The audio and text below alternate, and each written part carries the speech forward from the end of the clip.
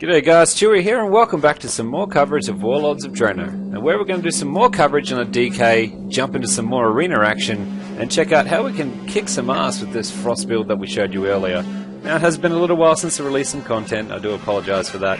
I unfortunately got stuck out with life, as we do sometimes outside WoW. So look, I'm kicking back into it this week, first video for the week, jumping into the DK. I've still got quite a lot of cap to collect actually. So I'm doing a little bit of gameplay with the Hunter, and let's see how this rolls out. So okay, so Feral Druid and Mage. Well, clearly you're going to focus the Feral Druid, you know, even though they've got that crazy burst, and yes, they're off heals, they're actually quite squishy, so if you can get a really good burst off on a Druid, it is quite possible to drop them nice and fast, but it's really about that opener here. Honestly, it really is, guys. So here you can see I'm trying to bait out the Druid. He must be around here shortly, ready to pop on me. I'm sure the Druid would probably want to pounce on a nice, easy target like me. Oh, here comes a Mage. And where's the Druid? Where's the Druid? Where is he? Come on.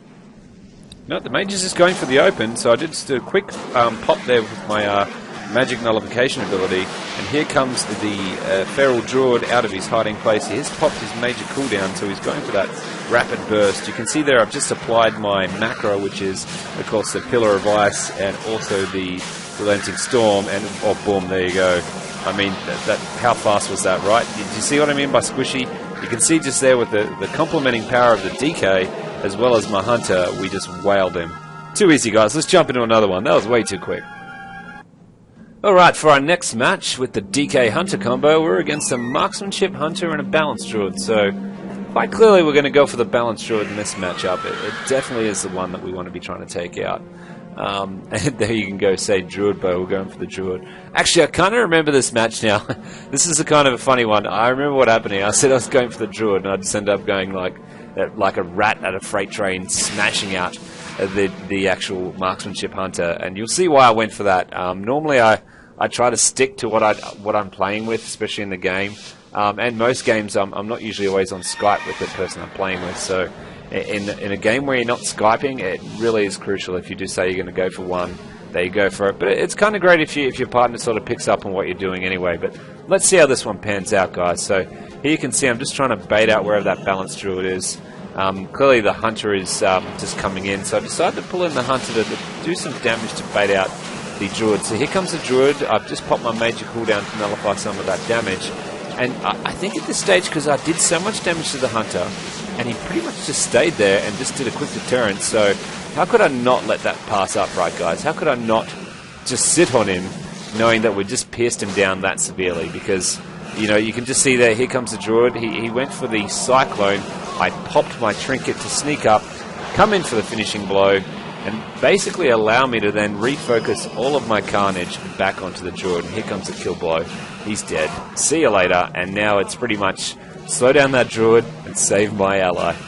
Beautiful, beautiful, beautiful. I'm really enjoying the DK, and I can see why they're so much fun and so annoying to burst against. They just pack such a mean punch, and I'm not even going for the ultimate burst build. I'm just going for something a little bit low-key, going with, of course, the Necrotic Plague, and it's doing me quite well. It really, honestly, it really, really is. And you can see here we're just able to sit onto the Druid, keep him slowed, of course, with our Icy Touch, and keep that pressure. And here comes my macro hit again, and the devastation's kicking in, guys, and here comes the kill. Awesome. Let's jump into one more in this arena matchup. So I'm really, really loving the DK. It is absolutely awesome. Like, it's been fun to level the DK. It's been fun to play it, and yeah, just absolutely awesome. Especially in the arena. I mean, they just come with an arsenal of abilities that just makes them so annoying. Obviously, you know, in terms of annoyingness, anything first. Of course, the Hunter's still probably the biggest pain in the butt if you're coming up against him and you're a melee class. But I must say, you know, complementing wise for the DK. Absolutely nice. Absolutely beautiful. I mean, even the set arena pieces look quite good as well. I'm really, really enjoying it. I really want to play some God Comp, and God Comp is, of course, the Retribution Paladin Death Knight combo, because whenever you see that combo, it's usually devastation afterwards. So, obviously against a Ret Arms Warrior, we're going to focus most of our carnage on the Pally, force the bubble, then switch to the Arms Warrior. That's a likely story. Here was a good opportunity to open up with a stun, and just start some of my DPS down onto the Warrior, because I really just want to bait out that Pally, which came in nice and close. And you can see here I popped my major cooldowns And unfortunately with the Prayer of Freedom, I think it is, it really nullifies that ability, so it's a bit of a shame, but at least I get the damage increase from, of course, the Pillar of Frost. And here I'm focusing some Carnage on the Pally.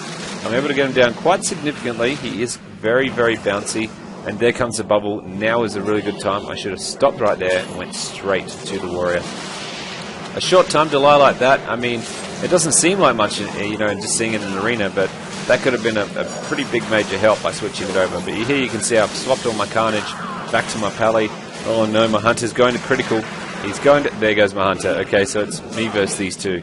Alright, so at this point, guys, if you ever get into this situation, you really don't want that Paladin running away. Because the real painful thing is he's going to sit there because he's a hybrid and start healing himself. You can see I can keep the pressure up here, but he's got me around the pillar. I've wasted the Strangulate just to keep the Warrior off me, so I can catch that Paladin, and unfortunately a Bop or a Blessing of Protection doesn't save you from all the magic damage I do. You can see I'm getting quite critical at this point, taking quite some severe damage from the Warrior. We got the Pally, so now it's just me and the Warrior. A quick kill there, you can see that I've cast by my Enchanted Ruin Weapon, and it's down to 1v1, guys. Here comes the Carnage, Arms Warrior versus DK. Now, unfortunately, you know, as rough as this fight's looking, the DK does an arsenal of healing abilities that's going to allow me to just hang in there. And I think with this match here, guys, it pretty much came down to the last couple of blows. You know, it looks pretty... There you go. Oh, beautiful match. I hope you enjoyed the show, guys, and sorry for the long break. I'm back in action, and as always, thanks for watching.